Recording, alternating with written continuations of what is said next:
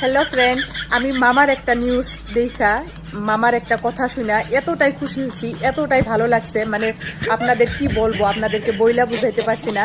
মুসলিমদের কিন্তু মামা অন্তর থেকে ভালোবাসে না, তবুও যে মামা আমাদের মুসলমানের সব থেকে পবিত্র ধর্মগ্রন্থ কোরআন শরীফ পাঠ করেন, এটা শুনা কিন্তু খুবই ভালো লাগছে। মামা বলছে যে তিনি হচ্ছে আমাদের কোরআন শরীফ পাঠ করেন, আর সেখানে পাইছেন যে কোরআনে লেখা আছে আমাদের বিশ্বনবী হযরত মুহাম্মদ আলাইহিস সালাম বলছেন যে মুসলমানদের প্রথম কাজ হচ্ছে তার ছেলে মেয়েদের শিক্ষা দেওয়া। কি হলো, বিশ্বাস হইতেছে না মামা যে আমাদের কোরআন শরীফ পাঠ করছে? তাহলে আপনারা নিজের মুখে শুনে নেন, তারপরে আমি বলতেছি। এই শুনুন। হযরত মুহাম্মদ সাহাবে বিশ্ব নবী তেওঁ কোরআন শরীফত কৈ গৈছে যে মুসলমান মানুহৰ সবচে ডাঙৰ কাম হৈছে লৰা ছোৱালীক শিক্ষা দিয়া।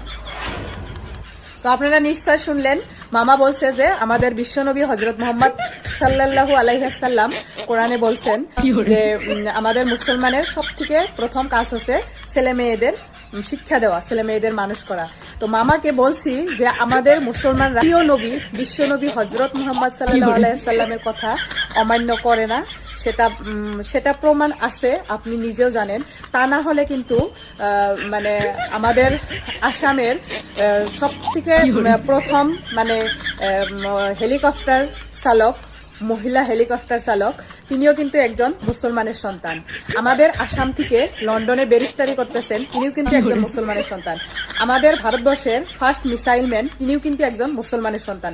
আরো কি এমনটা শুনতে চাই, এমন ভাবে বইলা গেলে কিন্তু বলার শেষ নাই। মুসলমানের সন্তানদের শিক্ষা কত দূর আগবাড়া।